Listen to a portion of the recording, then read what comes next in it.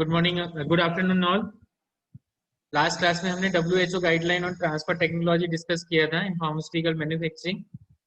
We are going to discuss this guideline in a following point. Under this following point, first is introduction, scope, glossary, organization and management, production, quality control, premises and equipment, documentation, qualification and validation. In last class we already discussed introduction, scope and glossary. Now continuation of that, we are now going to discuss organization and management.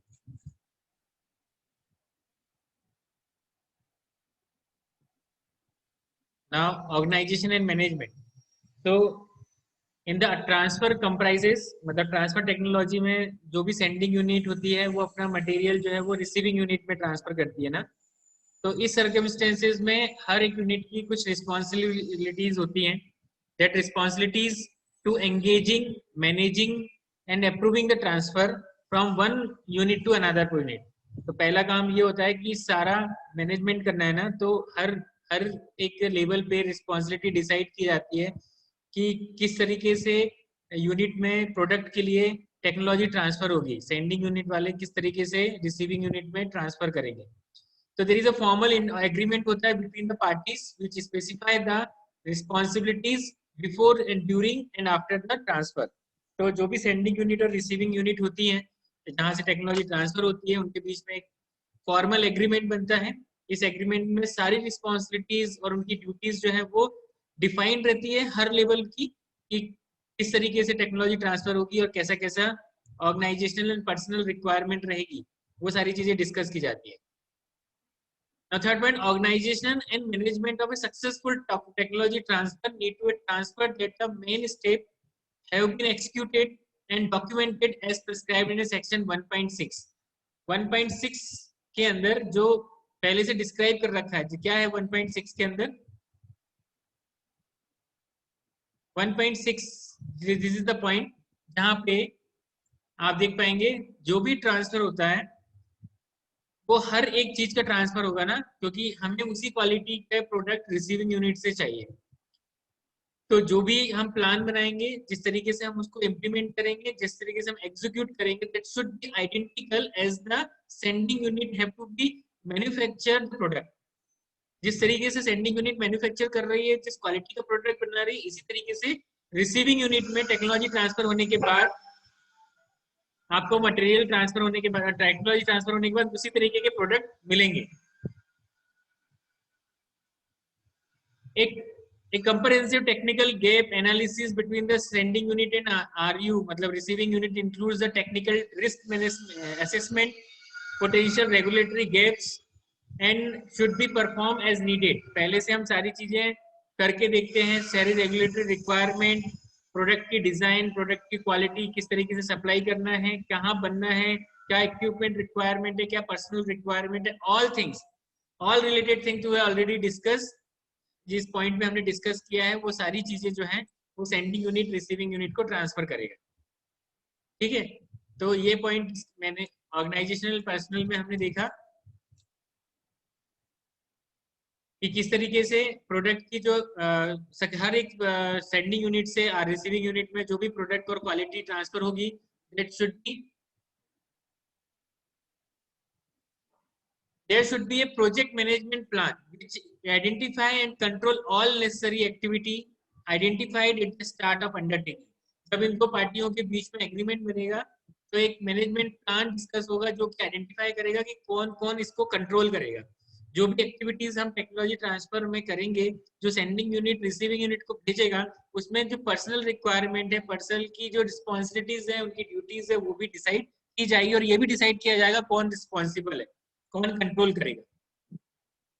Next, the transfer protocol should be list the intended sequential stage of the transfer. The protocol should include, protocol के अंदर वो सारी चीजें include की जाती है, जैसे objective, scope, की personal and there responsibilities, A parallel comparison of material, method and equipments,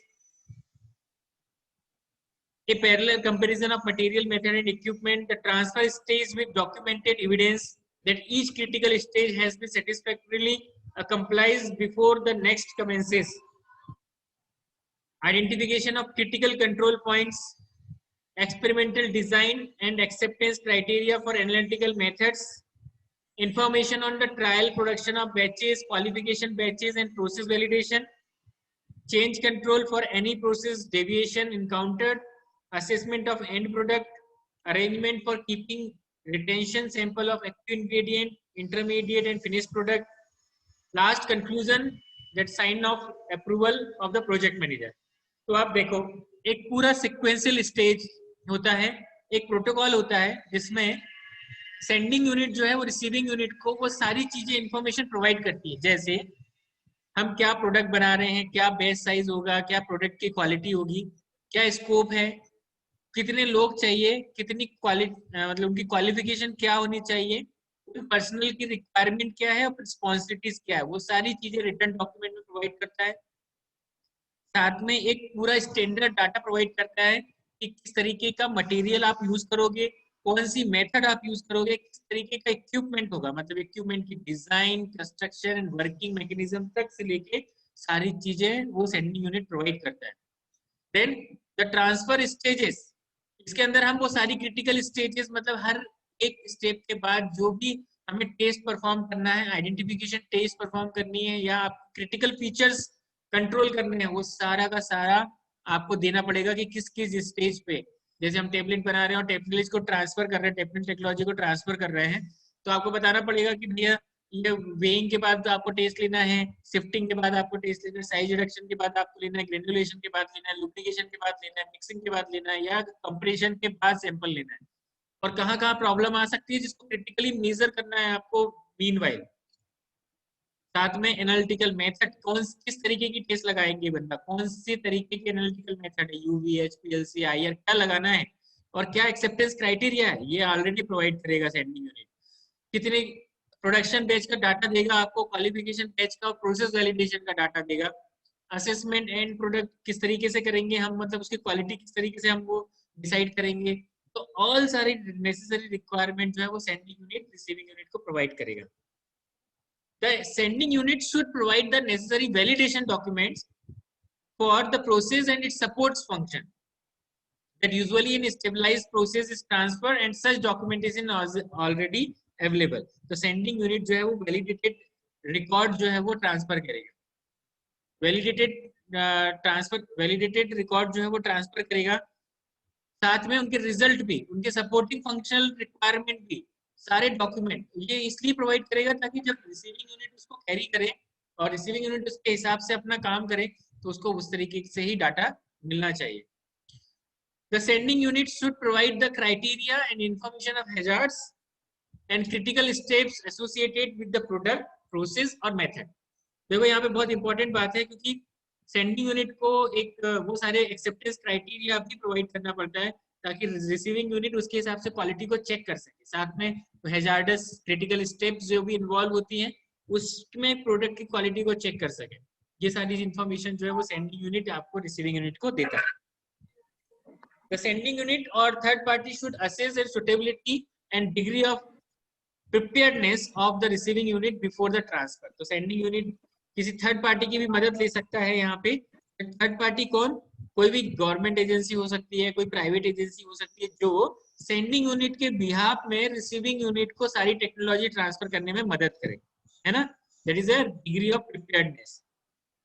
So in this regard, they have to be ready the premises, equipment and supporting services like purchasing, inventory control, mechanism quality control, documentation, computer validation, equipment qualification, water of pharmaceutical production and waste management।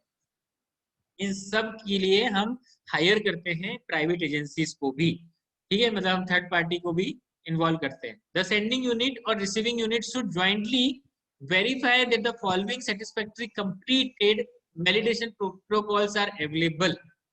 Sending unit तो देती ही देती है, receiving unit उसको confirm करती है कि जो उसको डाटा प्रोवाइड किया गया सेंडिंग यूनिट से वो प्रॉपर है या नहीं है, किस चीज का, जैसे इंस्टॉलेशन क्वालिफिकेशन, यदि इंस्ट्रूमेंट की बात करें तो installation qualification, operational qualification data, manufacturing और पैकेजिंग इक्विपमेंट का डाटा, एनालिटिकल इक्विपमेंट का डाटा, ये सारा डाटा जो है वो चेक करते हैं, वैलिडेट करते हैं। Qualification of the room for both manufacturing packaging और एट द आरयू साइट, मतलब रिसीविंग यूनिट पे जो पैकेजिंग और मैन्युफैक्चरिंग की जगह है, वो उसका प्रॉपर डिजाइन एंड क्वालिफिकेशन है या नहीं है, इसको चेक करते हैं.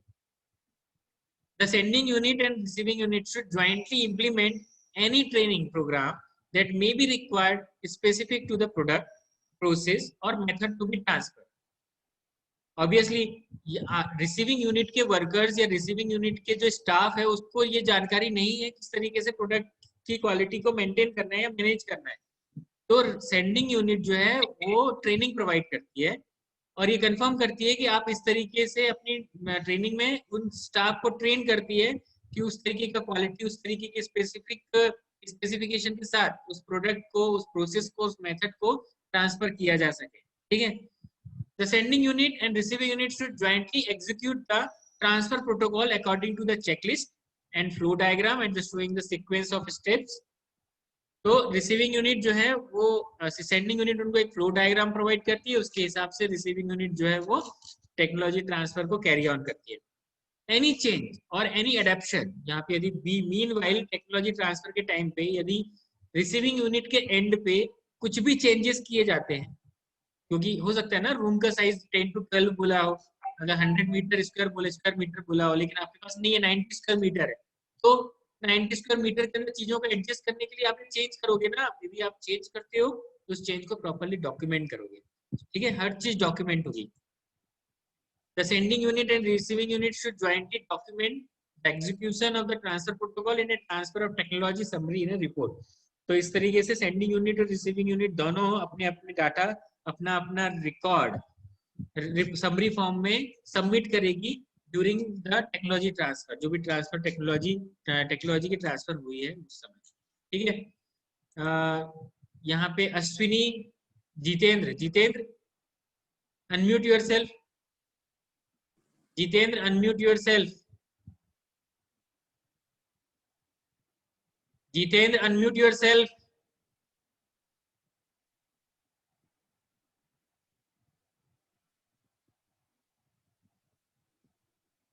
जितेंद्र सुनाई दे रहा है? बंद करके सो गए? Ashish. Good Ashish. Yes sir. बेटा आवाज आ रही है आपको? यस सर, क्लियर आ रही है. ठीक, चलो कंटिन्यू कर रहे हैं ना. अनम्यूट मत करना रहा आशीष. कोई भी प्रॉब्लम हो तो बीच में बोल सकते हो आप, है ना? Yes sir. ये था organisational and management. Sending unit की तरफ से रिसीविंग यूनिट को किस तरीके से ऑर्गेनाइजेशनल एंड मैनेजमेंट कैरी किया जाएगा. बहुत सिंपल है, आपको सिर्फ पॉइंट याद करने हैं. सेंडिंग यूनिट पूरा डाटा प्रोवाइड करेगा, मैन्युफैक्चरिंग का, प्रोसेस का, पैकेजिंग का. ठीक है. एनालिटिकल मेथड क्वालिटी चेक करने के लिए सारी मेथड, एनालिटिकल इंस्ट्रूमेंट की रिक्वायरमेंट सब कुछ देगा. यदि कोई चेंजेस होते हैं, सॉरी, ट्रेनिंग भी प्रोवाइड करेगा स्किल्ड स्टाफ को स्किल्ड बनाने के लिए. ठीक है. सेंडिंग यूनिट जो है वो रिसीविंग यूनिट को ये सारी चीजें देगा. तो ये चीजें बहुत इजी है, आपको मतलब रखने की जरूरत नहीं है, बस याद रखना है. Now next point is project team.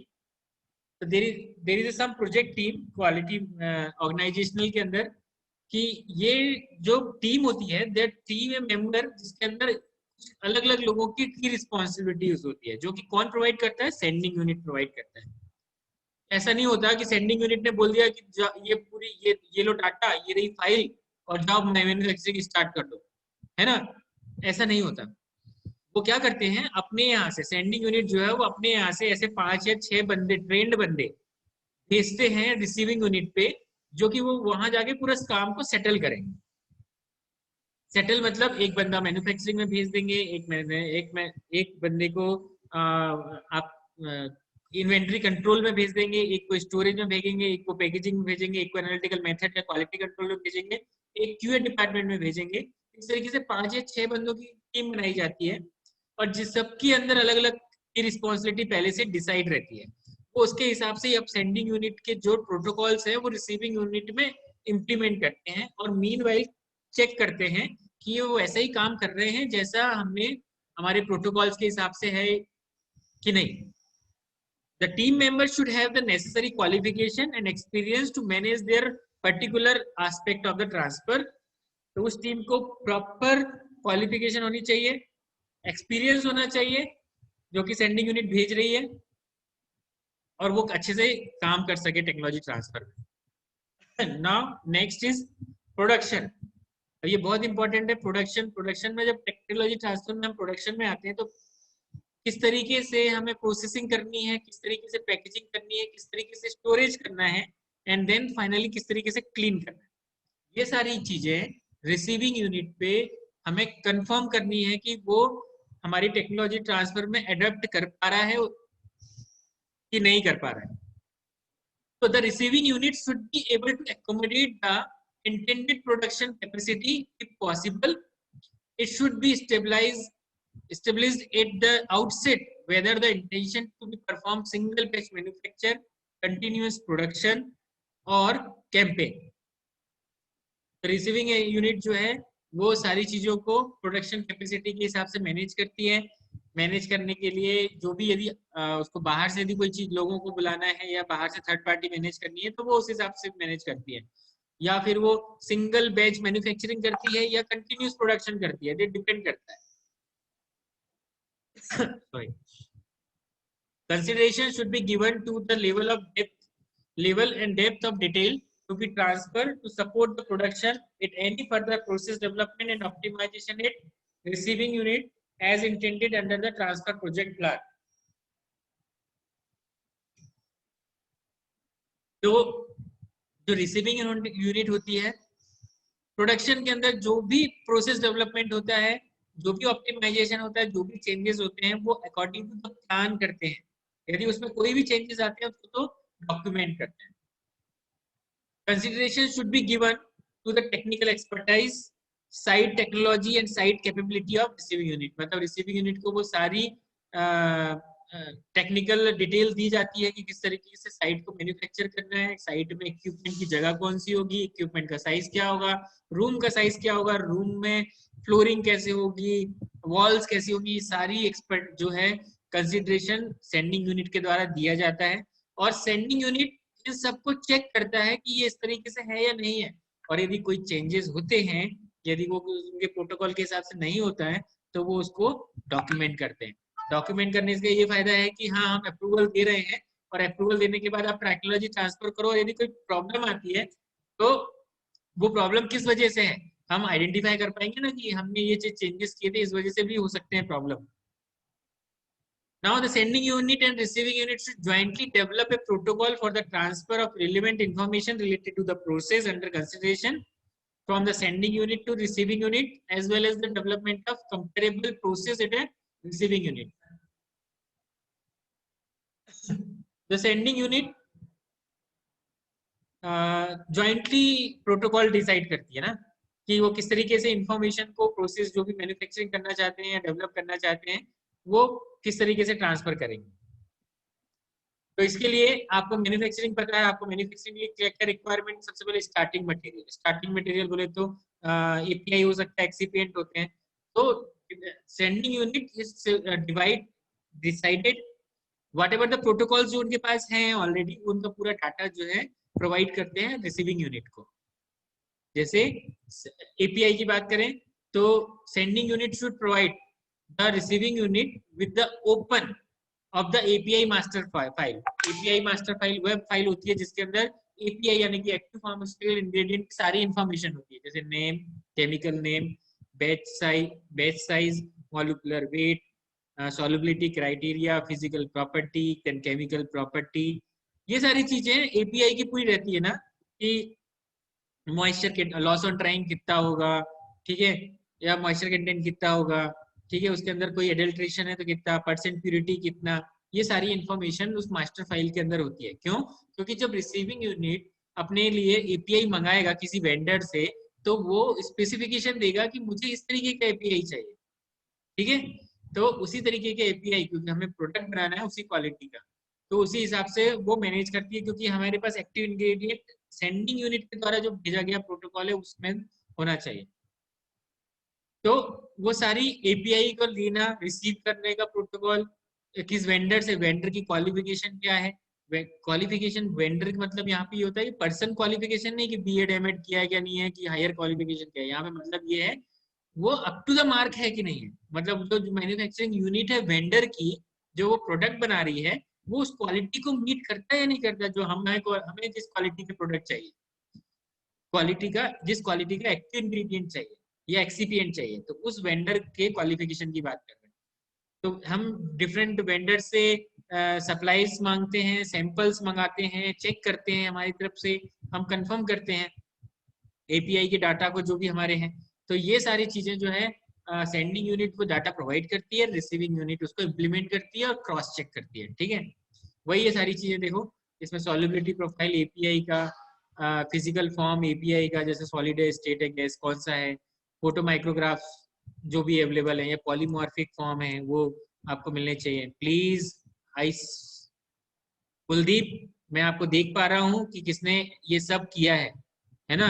इस तरीके की बदतमीजी बर्दाश्त नहीं है, मैं एक पहले भी बोल चुका हूँ। आपको नहीं पढ़ना है, प्लीज आउट हो जाओ यहाँ से, कोई दिक्कत नहीं है, लेकिन इस तरीके से मत करना नेक्स्ट टाइम। एनोटेशन आपके लिए नहीं है, एनोटेशन मेरे लिए है। और कोई भी यहाँ स्क्रीन पे लिखता है तो मुझे दिखता है। कुलदीप, आगे बात समझ में आपको? Kuldeep, can you hear me? Kuldeep, yes sir. समझ में आ गया? Kuldeep, yes sir. आगे समझ में? जी सर, जी सर, सॉरी सर, हो गया था गलती से। हाँ, तुमको ऐसा लग रहा होगा कि यहाँ कुछ भी लिखोगे दिखेगा नहीं, यहाँ कोई भी नहीं, वो लिखेगा मुझे ट्राई दिखेगा। कर रहा then solubility profile, pH, partition coefficient, intrinsic dissolution rate and all, जो भी एपीआई से रिलेटेड जितना भी डाटा है, पार्टिकल साइज क्या है एपीआई का, क्या डिस्ट्रीब्यूशन है, क्या मेथड ऑफ डिटरमिनेशन है, बल्क फिजिकल प्रॉपर्टी कैसी है, बल्क टेप डेंसिटी क्या है, सरफेस एरिया क्या है, पोरोसिटी क्या है, वाटर कंटेंट कितना है, माइक्रोबियल कंसंट्रेशन कितना है, ऑल रिलेटेड टू द सारी सारी चीजें। जैसे आप देख सकते हैं यहाँ पे लिखा है स्टेबिलिटी स्टडी का डाटा, इम्प्योरिटी प्रोफाइलिंग कितनी क्या है, ये सारी चीजें। डिग्रेडेंट प्रोडक्ट, यदि कोई डिग्रेडेशन हो जाता है तो what is the criteria to decide कि कितना डिग्रेडेंट प्रोडक्ट है, कितना पोटेंशियल डिग्रेडेंट प्रोडक्ट है, क्या मेटाबोलाइट्स है, किस तरीके से मेटाबोलाइट्स होते हैं, ये सारी स्पेसिफिकेशन। पोटेंसी फैक्टर उन एपीआई की, ठीक है। कुछ special consideration like storage and handling कुछ होते हैं ना API, to avoid the moisture, store in a cool and tight container, avoid the light and all sir, whatever the environmental factor, वो सेफ्टी मेजर्स जो है, वो सारी की सारी चीजें ईपीआई की आपको उस क्वालिफिकेशन में डालनी पड़ेगी और वेंडर को प्रोवाइड करनी पड़ेगी ना। आरयू यूनिट को जब तक आप ये इन्फॉर्मेशन नहीं दोगे रिसीविंग यूनिट को, तो वो कैसे वेंडर डिसाइड करेगी, है ना।